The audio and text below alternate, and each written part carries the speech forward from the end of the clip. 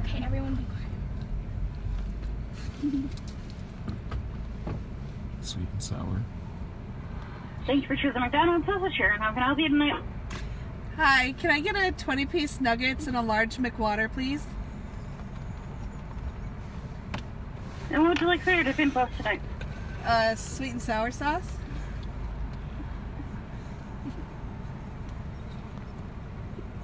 Can I get you anything else tonight?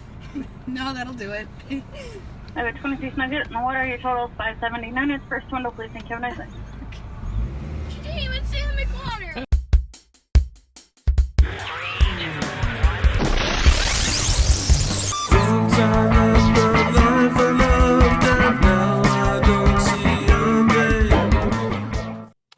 Hello, YouTube. I wish you a wonderful, 13th of February. Tomorrow's Valentine's Day. Don't forget your loved ones. I don't know what you're up to this weekend, but I can tell you what I'm not up to. It's cold here in Minnesota, like -20. And it's even worse if you consider the wind chill. So I'm hunkered down. I'm staying inside, and I thought it would be a good idea to do another summary of one of the trips that I took. Keeping in the theme and the promises from the last episode, I'll roll back to one previous. And it's about February of 2019, so 2 years ago from right now.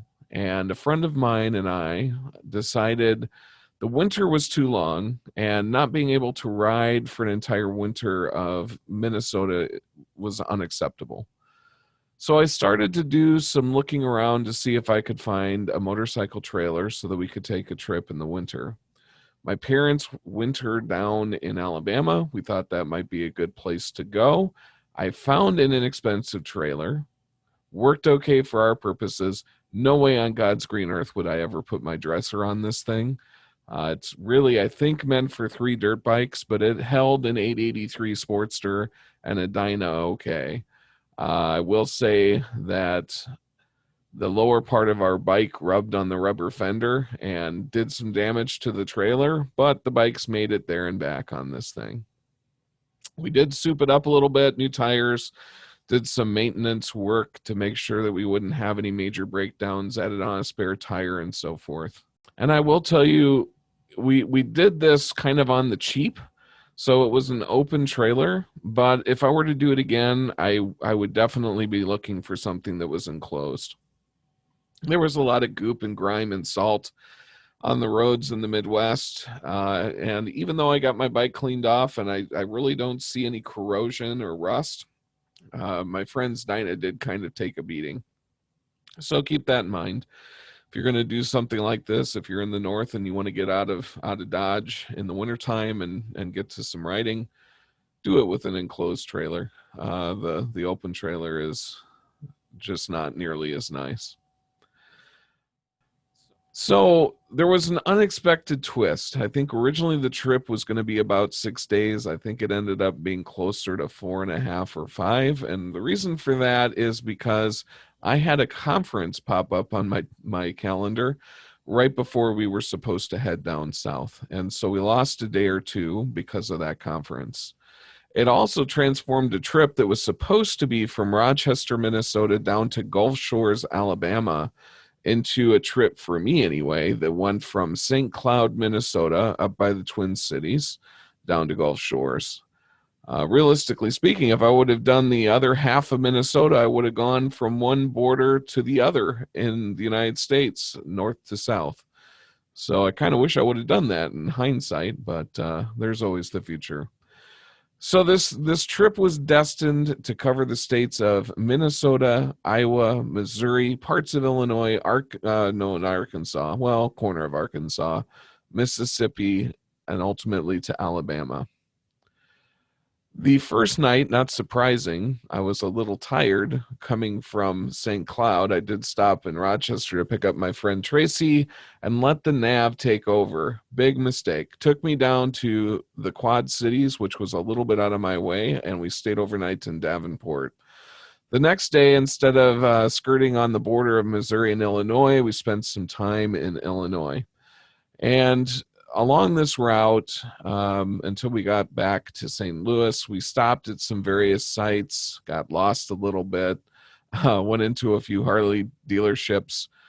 To be honest, I probably will never know which ones they were unless I happen to check in on social media and I take a look back at them.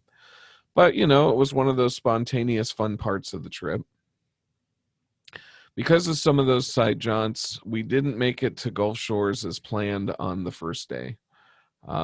We ended up staying the night about 50 miles away and made it into Gulf Shores on day 2. After arriving at Gulf Shores, we met up with my parents, said hello, unloaded the bikes, hopped on the bikes, and went over towards Florida through Orange Beach, rode along the ocean, got into Sarasota, had a nice lunch, went down the wrong way on a one-way street because we're not from the area.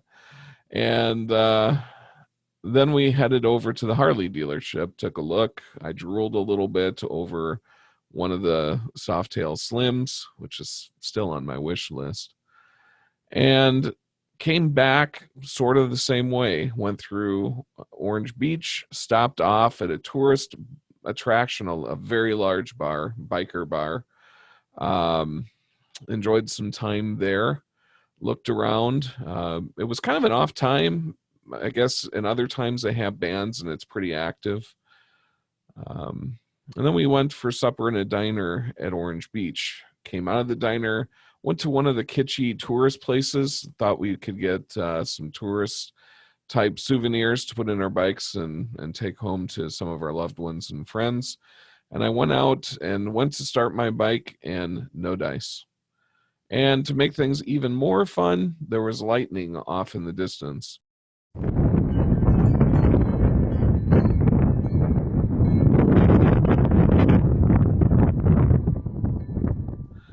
So eventually,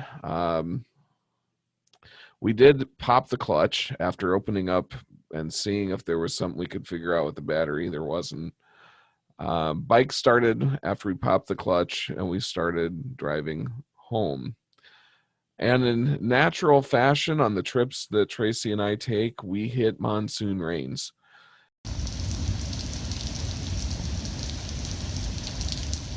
And we did get safely back to Gulf Shores and Fort Morgan, actually, and parked the bikes and got up the next morning and still rained. So I needed to get my bike over to Harley. We loaded it up on the trailer, took it over to Mobile Harley. While it was there, we decided to go see the USS Alabama, which is not something I would have thought of doing. My friend Tracy was very interested in it, and we took a look at it. And frankly, I'm super glad we did it. Again, it's not something I would have thought that I would have enjoyed, but I got to see some aircraft. There was an old submarine that we went through, and just seeing the tight quarters and the things that these people went through when they were on this battleship was truly amazing. The courage and just the character of these men and women during this time that we're serving, it's just incredible. Anyway, it was something to be seen, and I would recommend it to anybody that's in the area to stop in and take a look at the USS Alabama and the Naval Museum that's there. It's definitely worth going through. And so after we were done, we went back to Harley. They had put in a new battery and got my bike up and running. I'm sorry, not a new battery, but there was some shenanigans that went on with the post of the battery that was in the bike. So they repaired that. The next day, we had a little bit of time. We drove around again, around Alabama, went through a park, and because we were kind of on a time crunch, we really couldn't stay very long. We went up and went through Buc-ee's, which is it's interesting. It's kind of like a Shopko if you're from the Midwest, but it also has gas station pumps, and you can get all kinds of home decor. And their little logo is a beaver, a smiling beaver with a ball cap. And so I picked up some of those stickers for the trailer. The whole time we were picking up stickers to plaster on the trailer. And say goodbye to my mom and dad, and started heading up north.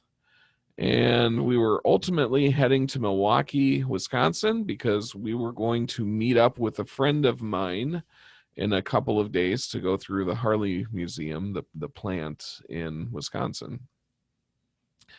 And on the way back, we went up through Nashville, stayed the night there, drove from Nashville to Kenosha and stayed the night in Kenosha.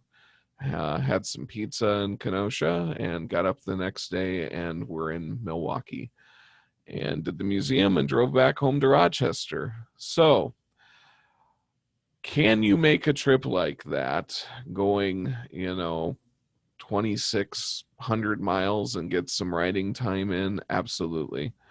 It was, a day and a half down and, a couple days back, and we had a couple days to ride, but just realize that there are things that are going to be out of your control, like weather. And if that happens, it's going to cut into your riding time. And it's good to have some local sites and other things to go look at. I'd be remiss. The other thing I didn't mention is when we were there, we did go and take a look at Fort Morgan. It's a fort, I think, from around the Civil War era. And it's definitely also worth going through and looking at. It's fascinating to see how soldiers lived in those times too. And if you're into ghost hunting, it's supposed to be a pretty haunted place as well. So in a nutshell, that is the whirlwind that was the trip to Gulf Shores, Alabama in February. Would I do it again? I probably wouldn't do it for riding motorcycle. Definitely would go see my mom and dad. I enjoy the area. I love the ocean. But if I were going to do bike, maybe I would rent a bike from Pensacola. Like I said, it's the open trailer is, for me anyway, not the way to go. And I don't think I would haul the Sportster like that. Well, I know I wouldn't. I've done too much to the 883, and the 1200, as you all know, is on its heels as far as being customized. But I do recommend travel and riding in the winter. Moving on from trips, one of the things, speaking of my friend Tracy, that he and I both like that's related to motorcycles is leather crafting. And I actually personally became interested in this because I was thinking about doing customizations for motorcycles. So the whole thing really started with me doing a search on Etsy looking for custom bibs. And I came across some tank bibs that were done by some extraordinarily talented leather carvers. And I think what prompted me to do that is there used to be a custom bike shop. I forget what it's called now. Blackstone, maybe, that was in Cedar Rapids, Iowa, my hometown. And I walked into the shop and I was blown away by some of the leatherworking that they had on their biker wallets. Just incredible carving and tooling. So these two things, the idea of customizing bikes and seeing leatherworking in the shop, made me really wonder, is there something I could get into in this realm that would allow me to add further customizations for bikes? And both Tracy and I kind of entered it at the same time. At the very beginning, for me anyway, I was looking at just making some very basic thin leather bags for, ladies, or I guess for holding charging cables and things like that in my bike, and eventually graduated up into making a tool bag for one of my bikes. And I've got some pictures here that kind of show the progression of making that bag. Nothing real fancy with stamps or tooling. I did put a concho on it, but I was just looking to learn the basics. Now, Tracy, on the other hand, has had a good amount of time to think about this and work on it, and recently just presented me with this beautiful first aid roll bag. And if I open it up, you can see that he's got some goodies put in there too. And the idea is that I can take this bag. I get made fun of a lot by my friends because I have tons of tools and stuff filling my saddlebags, but this is a nice little organization bag to keep first aid gear stowed away in my saddlebag. So thank you, Tracy. This is beautiful work, and I appreciate it. I talked a little bit about Alabama, and rolling back into, I think, about 2018 in the summertime, there was another small trip that maybe we've got some time to talk about. With the whirlwind of the Alabama trip, there wasn't much time for pictures. There's another weekend trip that I took with Tracy to Storm Lake, Iowa, or that particular area. We enjoyed Taco Hut, I think it's called. Really, for me, a blast from the past, because there used to be a very Americanized taco restaurant stand in Cedar Rapids called Taco Kid. And this place in Storm Lake reminds me of that tremendously. So that was fun. I don't remember which movie we went to while we were down there. We went to a movie, visited the Harley dealership, which sadly doesn't exist anymore. I don't understand why that dealership closed. They were hopping. And one of the things that was pretty cool, I forget the name of the company, but there's a company that's building what looks like Jeep Willys. They're not street legal, although they're working on that. And I left that store thinking I should buy one of those. But sadly, I've since discovered that particular dealership has closed its doors. While we were there as well, one of the main drivers for going down is there's a Polaris plant in that area. And so we stopped off at the Polaris plant. It was closed at the time, so we couldn't get a tour of it. But we did stop and take a look at the Indian out front, and also went to the Indian dealer. And I've been kind of interested in the Scouts for a while, so we took a couple of the Scouts out. I think we had a 1200 bobber, and I forget the smaller Scout, but we tried them both. After riding it for a little bit, I remember thinking these ride really smooth. They felt very different than my Sportster, of course, and I like the bikes, but I also remember thinking, maybe I'm too cheap to buy one of these things new, and I'll keep an eye out and see if they go up on the used market. Well, so far, I haven't really run across one that I wanted to buy used, so people must be hanging on to them. So another fun trip, and it just goes to show, even though I love going cross country and have some great trips to show and under my belt, the weekend trips are fun too. Well, and that's going to be about it for this week. And hopefully I'm hearing next weekend is going to be in the 30s in Minnesota, and we can get back to some things on the bike. Until then, I ask you to please click like, subscribe, click the bell for notifications. Tell your friends. I don't have many viewers yet, but I do enjoy making these, and will continue to work on bringing content weekly. And in the meantime, remember what I tell you every week. Please remember to see the beautiful things that are around you every day.